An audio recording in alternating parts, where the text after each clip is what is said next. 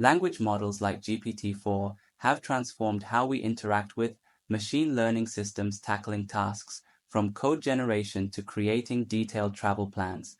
However, these models often need help with reliability issues, short memory spans, hallucinations, and difficulty updating knowledge. Traditionally, optimizing these models for complex tasks required manual steps, such as fine-tuning prompts and fine-tuning weights, a laborious and costly process. This is where DSPy comes in, a framework designed to address application issues based on language models, prioritizing programming over prompts. In this video, we will provide an easy-to-understand explanation of DSPy's overview, what makes DSPy unique, how is DSPy different from Langchain or Llamaindex, and even build an actual application. Definitely stay tuned throughout the end of this video. If you guys haven't followed me, I highly recommend that you do so you can stay up to date with the latest AI news. Lastly, make sure you guys subscribe, turn the notification bell, like this video, and check out previous videos because there is a lot of content that you will definitely benefit from. So that thought, let's get right back into the video. DSPy is a framework developed by Stanford University that can automatically optimize LLM prompts and weights. DSPy is conceptually similar to PyTorch. You define modules in your program, treat the prompts you use as weights for the model, and train the optimal prompts on the training data. In DSPy, this training step is called compile. The good thing about this method is that prompt is hidden behind the scenes, so when there are changes, you just change the table definition and recompile it, and the program is automatically optimized. You don't have to tune prompt yourself. The workflow for building LM-based applications using DSPy is discussed in the DSPy Getting Started manual as follows. It will remind you of the workflow for training neural networks. Collect a dataset. To train your program, you will need some training data. To do this, you should provide examples of the inputs and outputs that your program will use. For instance, collecting FAQs from your blog will give you a relevant set of question-answer pairs. Using at least 10 samples is recommended, but remember that the more data you have, the better your program will perform. Write DSPy programs. Use signature and modules to define the logic of the program and the information flow between components to solve your task. Imagine using control flows, if-then statements, and effectively using the data in our knowledge base and external APIs to accomplish more sophisticated tasks. Define validation logic.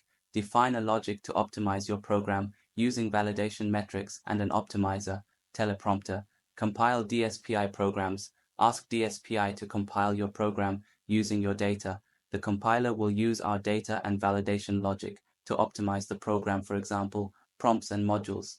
Iterate. Repeat the process by improving your data, program, and validation, or using more advanced DSPy compiler features.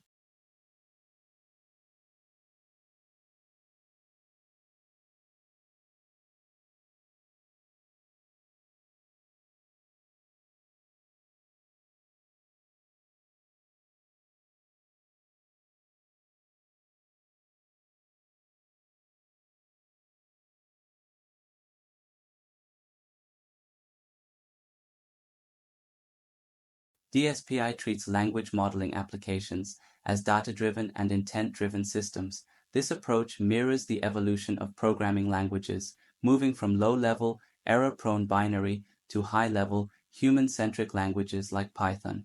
DSPy emphasizes expressing intent clearly and allowing the system to optimize itself through structured, composable modules.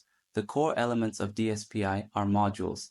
DSPy modules include prompting, techniques, and language models. They support selecting the appropriate prompt, format, and the most appropriate language model for a particular task and play an important role in improving the accuracy and efficiency of RAG applications.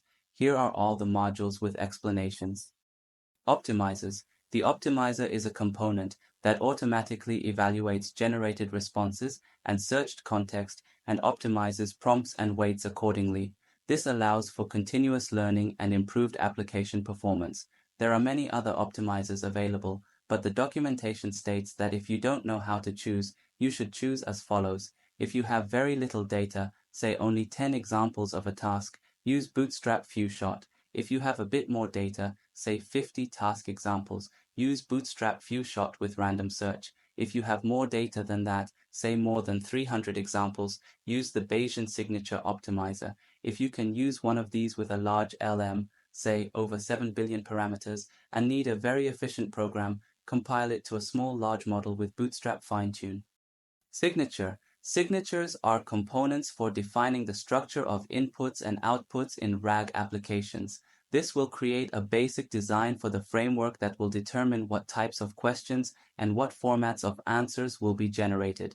For example, you can configure it to generate short fact-based answers to simple questions. Langchain, Llamaindex, and DSPy are frameworks that help developers easily build applications based on language models.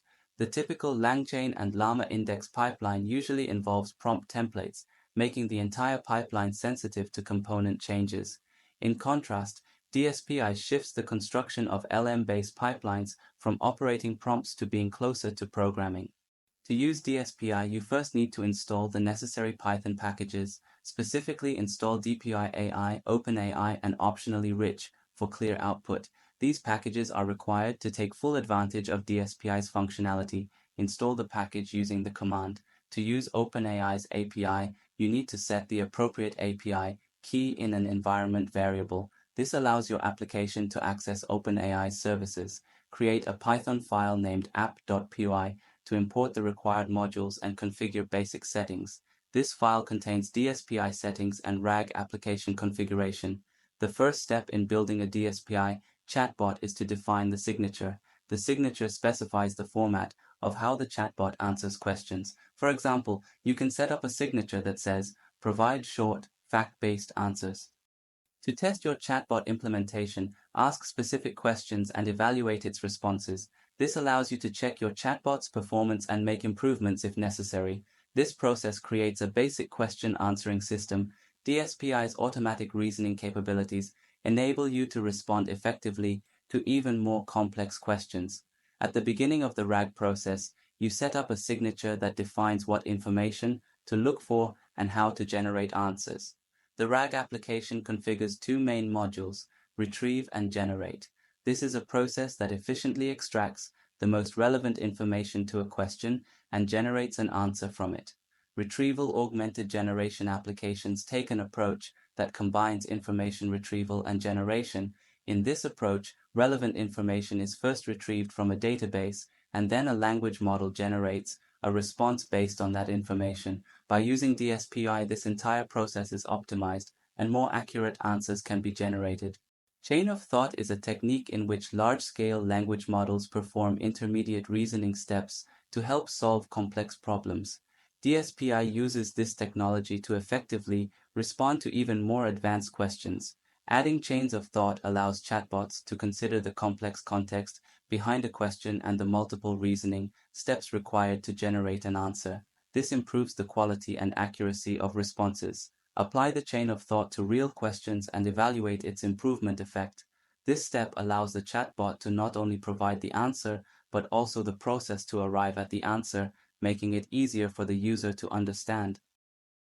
After defining this program, let's compile it. Compiling a program updates the parameters stored in each module. In this environment, this primarily takes the form of collecting what is included in the prompt and selecting the appropriate one. Compilation depends on three things: training set, train set, use the 20 question-answer samples from above. Validation metrics, validate context and answer. Define a simple check to see if the predicted answer is correct and if you collected the context containing the answer. Unique teleprompter. The DSPy compiler includes various teleprompters that allow you to optimize your programs.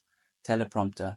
Teleprompter is a powerful optimizer that takes your program, learns Bootstrap, and selects effective prompts for your modules, hence the name, which means remote prompting.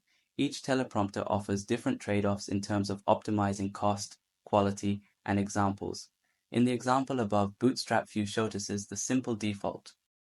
Now that we have compiled the RAG program, let's try it out. Although we have not written detailed instructions, DSPy bootstraps this 3000 token prompt for a 3-shot RAG of very negative sentences and creates a chain of thought with a very simply written program. You can see that you were able to reason. This shows the power of synthesis and learning. Of course, this is just something generated by a particular teleprompter, which may or may not be perfect in each environment. With DSPy, there is a vast but systematic space of options that you need to optimize and verify regarding the quality and cost of your program.